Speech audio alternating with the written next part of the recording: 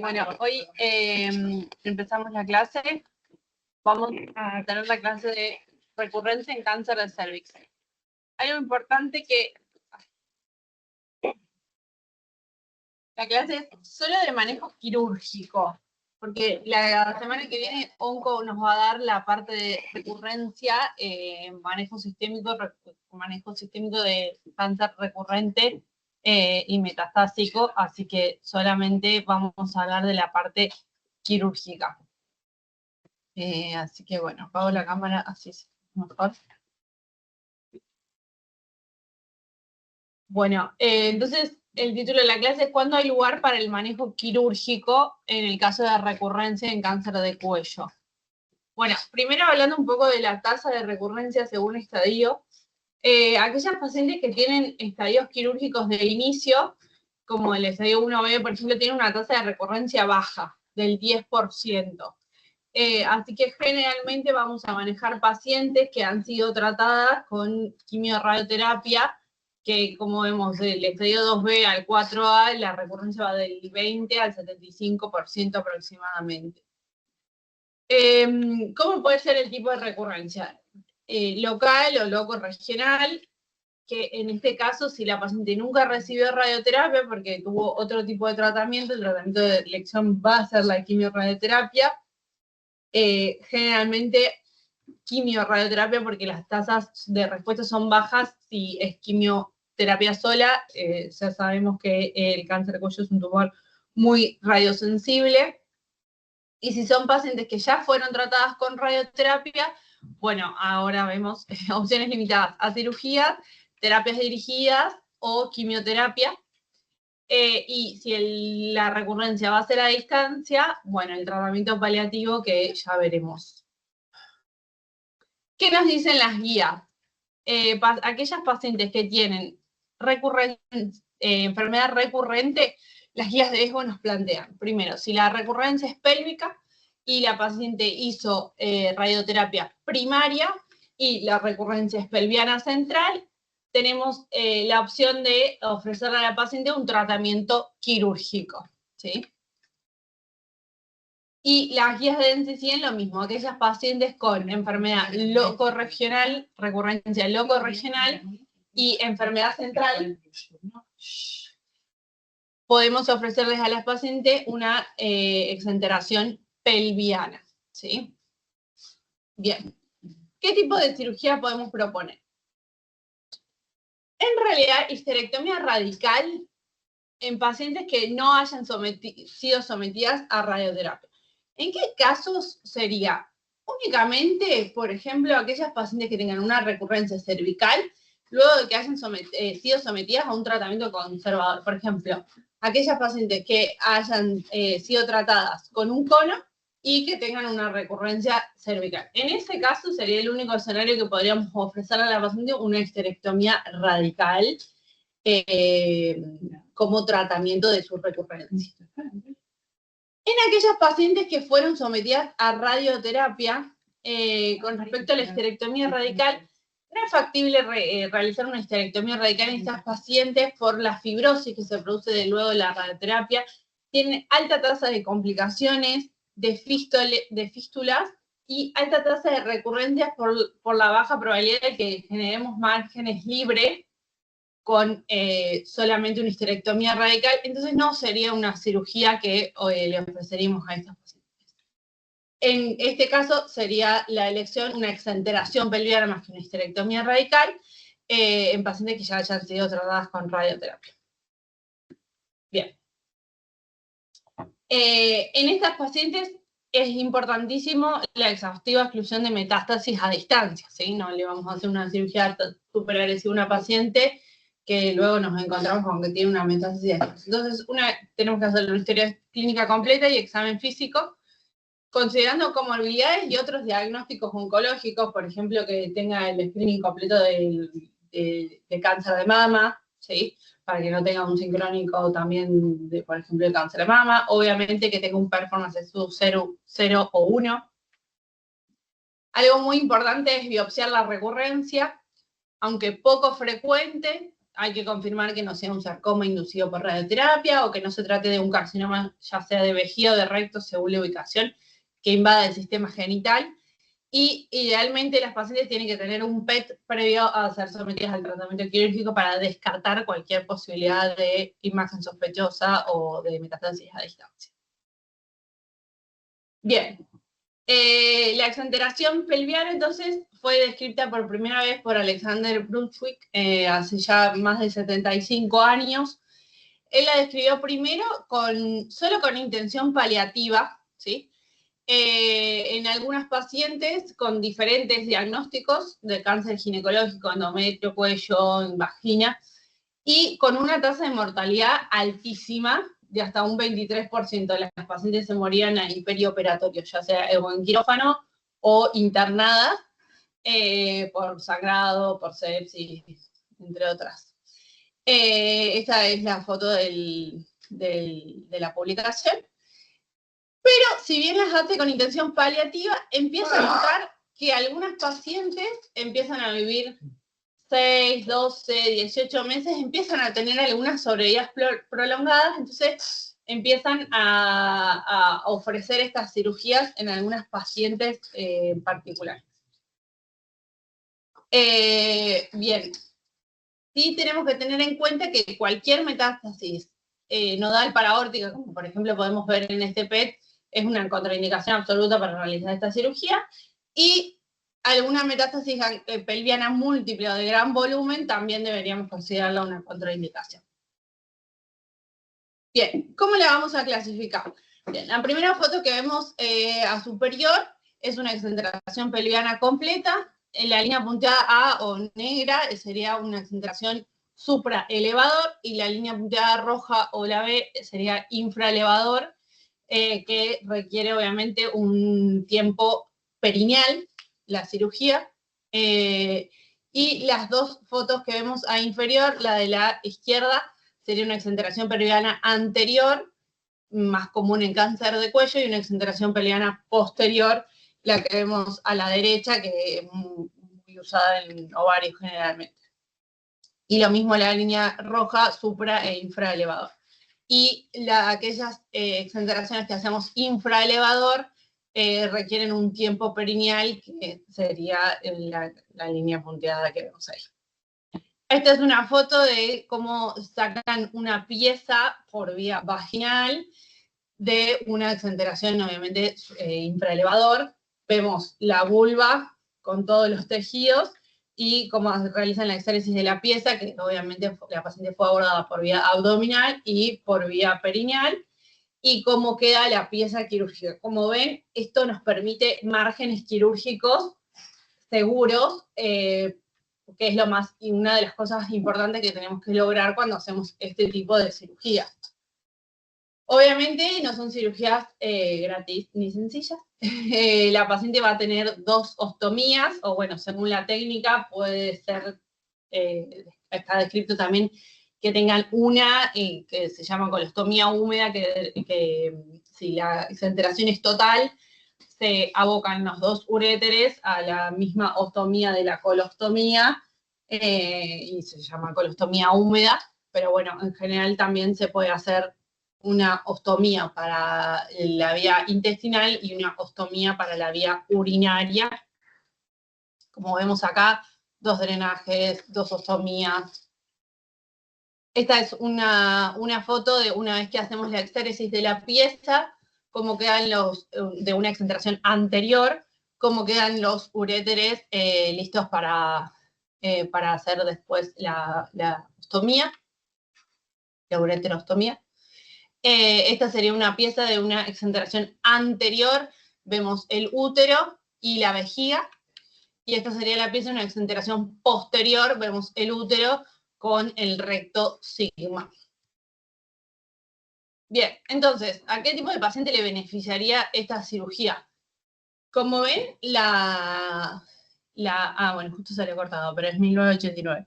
La evidencia es bastante vieja, pero no hay trabajos nuevos, prospectivos, ni randomizados, ni que comparen tampoco evidencia nueva, comparando, por ejemplo, esto con nuevos estudios ni nuevas drogas.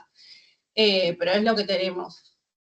Vemos que aquellas pacientes que tienen márgenes negativos, que llevan más de un año de la radioterapia, el tamaño de la masa o de la recurrencia es menor a 3 centímetros y no tienen fijación a la pared pelviana, tienen significativamente mejor pronóstico y mejor sobrevida y conforman un grupo de categoría de bajo riesgo, ¿sí?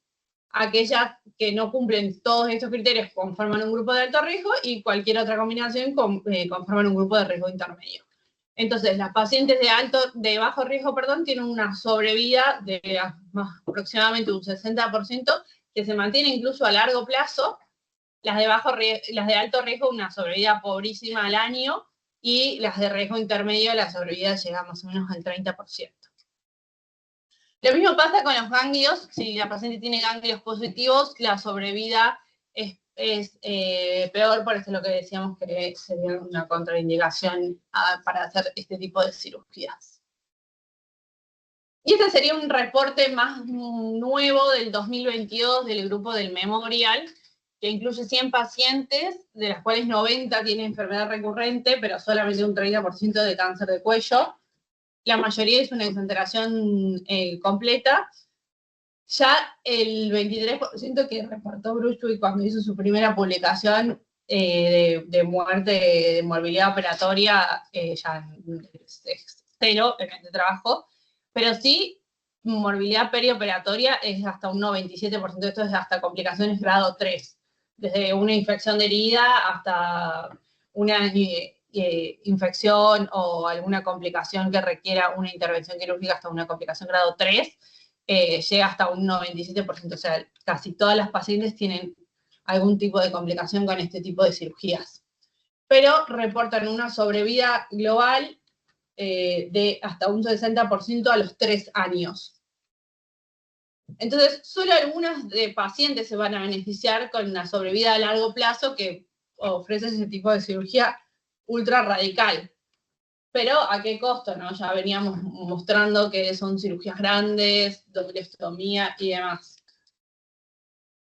Riesgos inmediatos, bueno, ya dijimos la mortalidad, por suerte la bajamos, depende del grupo, pero un 2% aproximadamente. Morbimortalidad hasta 97%, depende también qué tipo de reacciones reportan, ¿no?, cada centro. Los riesgos a mediano plazo le llaman la pelvis vacía, pueden hacerse celulitis pélvica, tienen más tendencia a formar abscesos, obstrucción intestinal, fístulas.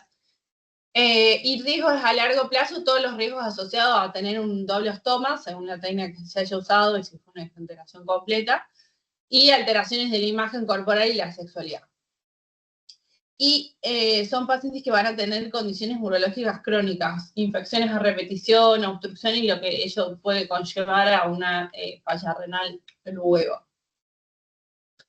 Y con respecto a la calidad de vida, la exenteración tiene un impacto severo y permanente en todos los aspectos de la calidad de vida de las pacientes y tardan aproximadamente un año en una recuperación total y verdadera de la calidad de vida. Hay un descenso inicial de la calidad de vida de los primeros 3 meses y después de un año recién hay una adaptación a esta nueva normalidad que les lleva a este tipo de cirugías. Y las pacientes de edad avanzada son un grupo que presenta una disminución permanente de la función física y social. Obviamente este tipo de pacientes, si van a ser sometidas a estas cirugías, van a requerir un equipo multidisciplinario para evaluar, para abordar el cuidado del estoma, de la función sexual, sobre la calidad de vida a largo plazo tras este tipo de cirugías. Bien, y como decía antes, la evidencia, si bien está en las guías como recomendación, como vieron, les mostré al principio, recurrencia, primera opción, tanto en NCCN como en ESGO, que son las guías que puse de ejemplo, está este tipo de cirugías. La evidencia con que nos manejamos es vieja. Y no hay trabajos tampoco prospectivos, ni randomizados, ni va a haber de este tipo de cirugías, y la selección de las pacientes se basa en reportes de casos que se fueron haciendo. Entonces, lo que hace un cirujano excelente no es necesariamente la habilidad quirúrgica ni la selección, sino la capacidad de saber cuándo no operar. Bueno, muchas gracias.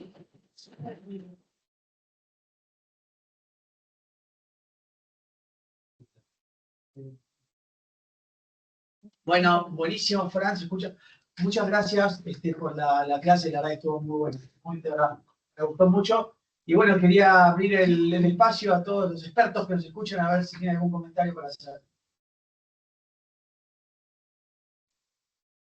Hola, buen día. Jero habla. Hola, Hola, Jero. Jero.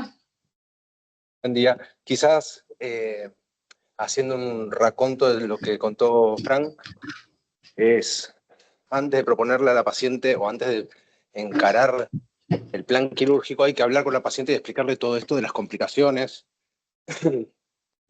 que va a quedar con 2 ostomas, que no es joda. O sea, la paciente tiene que aceptar todo eso, ¿no? Por supuesto, sí. Yo quería preguntarle por ahí a los que por ahí han hecho o hacen este tipo de cirugías con sus equipos, ¿qué tipo de derivación urinaria están ofreciendo? Nosotros las últimas veces hemos hecho Bricker, pero interesaba saber si te estaban usando algún tipo de reservorio, otro tipo de pouch o vejigas. Yo te diría la última que tenemos, de una conversación donde la paciente aceptó transitoriamente quedarse con una derivación, le propusimos hacer terminamos haciendo simplemente una ureterostomía, o sea, fijación bilateral de los uréteres a la piel, con un resultado malísimo. La verdad que las últimas 2 pacientes que tuvimos, una con exenteración posterior y otra anterior, tuvieron muy mala calidad de vida y hoy por hoy, con los tratamientos con Pembro y esas cosas, es para replanteárselo, ¿no? Pero la idea era, en este caso, tratar de generarle después un reservorio, hacer lo que sería una vejiga ortotópica con intestino delgado, pero era plan hacerlo en un segundo tiempo. Es una charla.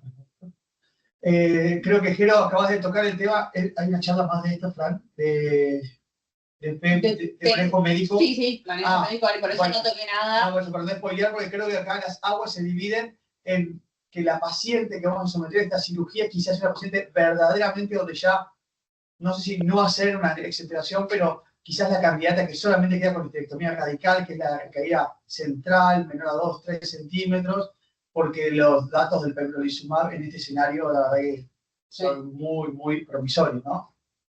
Sí, sí, no quiero meterme en el tema, como dijo Frank, que va a haber un tema después, pero creo que hoy, viéndola en perspectiva o a futuro, yo creo que si viene una paciente con una recaída, lo pienso, empiezo a buscar más cosas, no le pido un solo PET, le pido 3 PET para asegurarme antes de ofrecerle otra cosa.